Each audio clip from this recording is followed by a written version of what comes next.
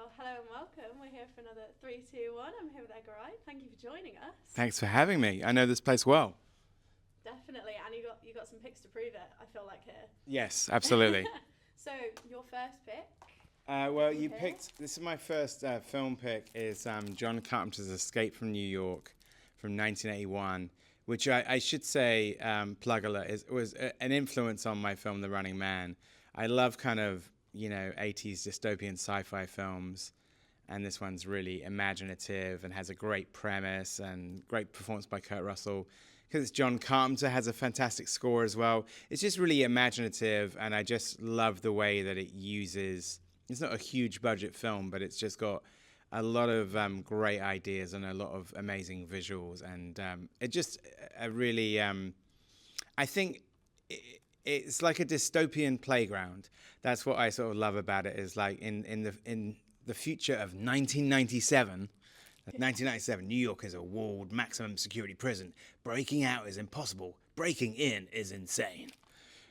Great premise, fantastic movie, Escape from New York. Next one here we have. Oh, this is a new reissue from the BFI, Strongroom. Now, this is a film, name drop alert, but I got into this whole thing during the pandemic, talking with Martin Scorsese. I told you it was a name drop.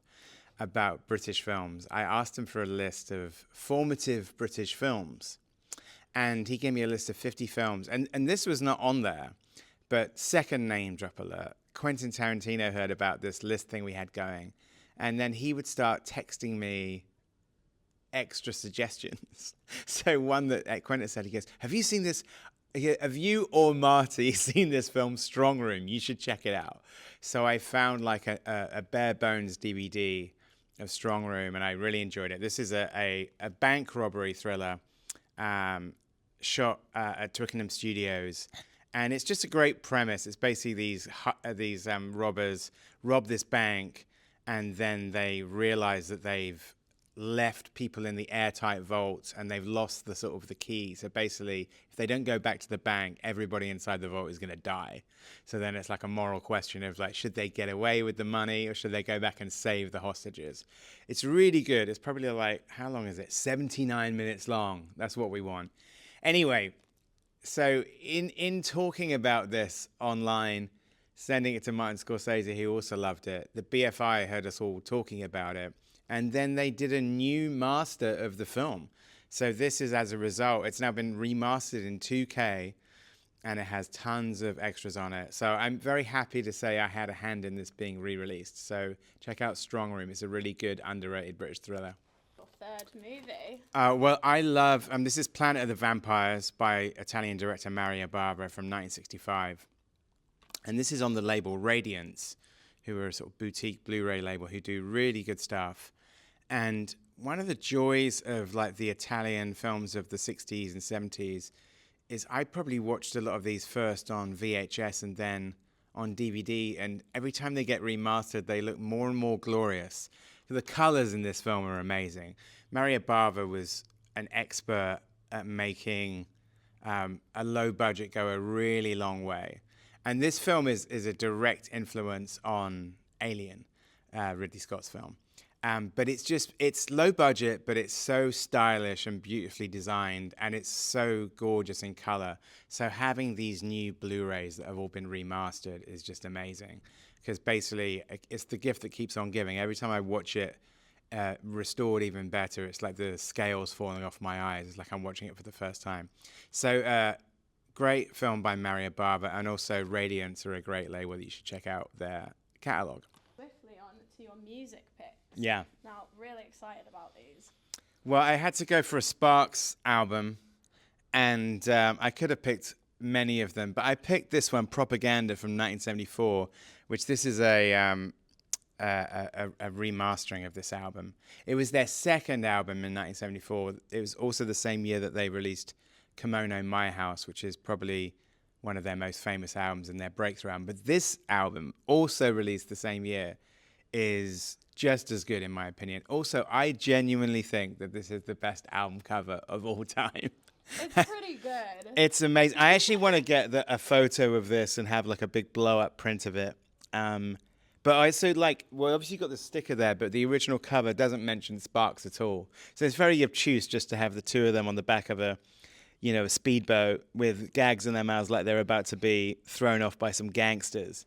So imagine seeing this in the record shop in 1974 with no information on the back or the front, who the artist is or what the name of the album is. It's on the spine, Sparks Propaganda. But this album is fantastic, and it is the greatest album cover of all time, in my opinion. Which is an absolute personal favourite of mine as well. Yeah, I first had this. I remember I'm old enough to have... Oh, I got it upside down. It'd be an easy one to do that with. I'm old enough to have had this at the time. This came out in, I want to say 1989, maybe 1988, the singles came out. I remember seeing a video on the chart show, which used to be on the Saturday mornings on ITV. And I remember seeing the music video for Me, Myself, and I and thinking, what is that? And then this is probably the first kind of hip-hop album I ever owned. And I feel like because there's so many amazing samples in De La Soul's work, particularly 3 Feet High and Rising. Incredible work by Prince Paul, the producer.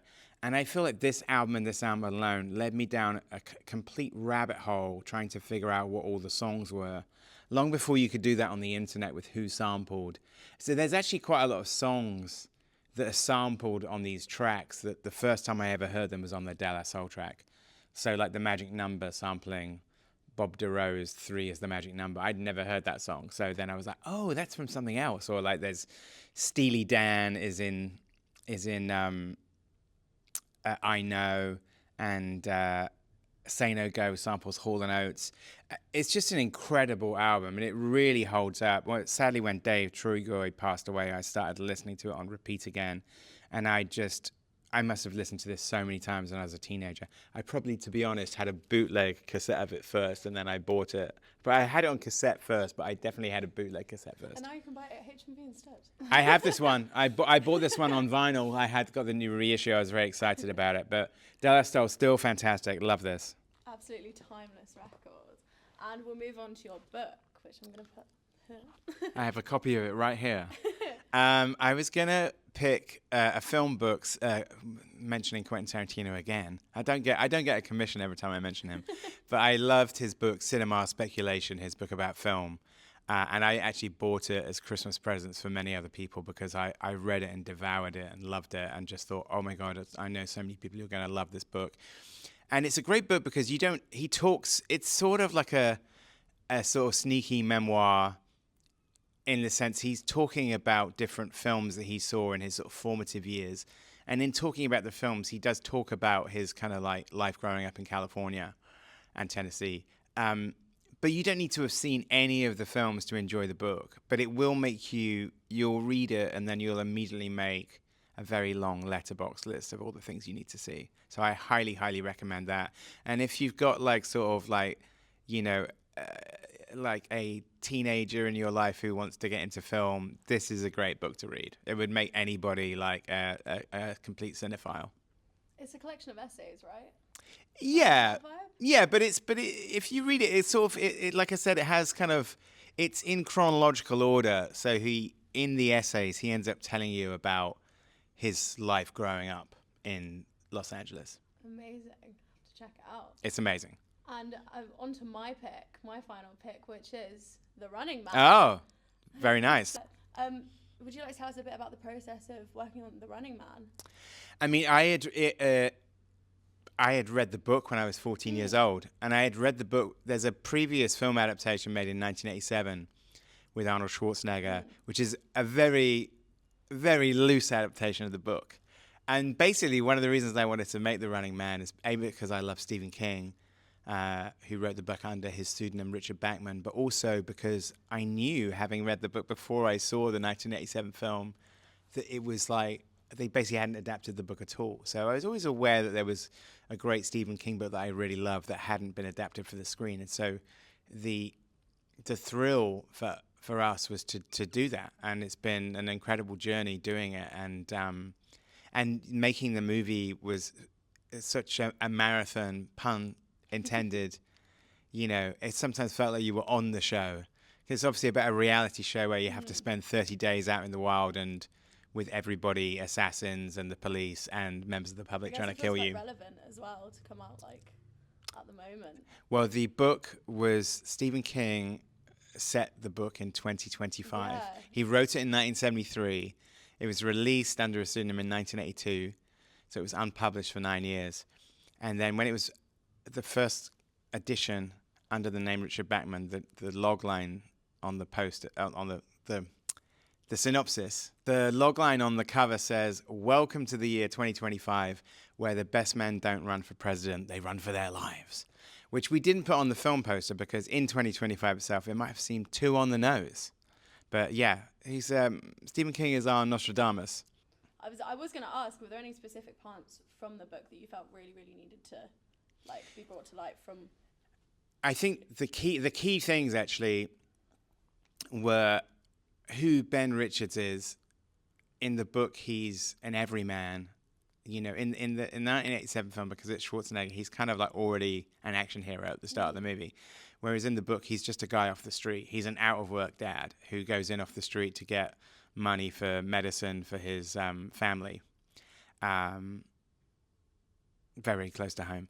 And the other thing was that the entire book is from his perspective. So we wanted to do that. And so there's not a single scene where you don't see it from Ben Richards' perspective, which makes it very intense because you don't cut to anything else or any other characters. You stay with him. And then the third thing is what the game is. And in the previous adaptation, it's very contained. It sort of takes place in one night in an arena. And in the book, it's like 30 days out anywhere. You could just go as far as you can possibly go. Or strategy-wise, you might stay exactly where you were. It's kind of like an enormous game of hide and seek. So that was something that I thought was something that we could do on screen, is do the game across the entire country, which was ambitious. And now I realize why the previous adaptation kept it all in one arena. That's understandable. Well, thank you so much for joining us. Thank you. The Running Man is out, so... with tons of extras, just like DVDs used to be. So please enjoy 2 hours of additional material. People always kind of like complain when films don't have any extras on them anymore, or some films don't even get a release on Blu-ray and DVD anymore. So I'm very happy to have done a disc loaded with extra stuff. We want all the extras here, so... Value for money. Exactly. Value for money, HMV. Well, thank you. Thank you.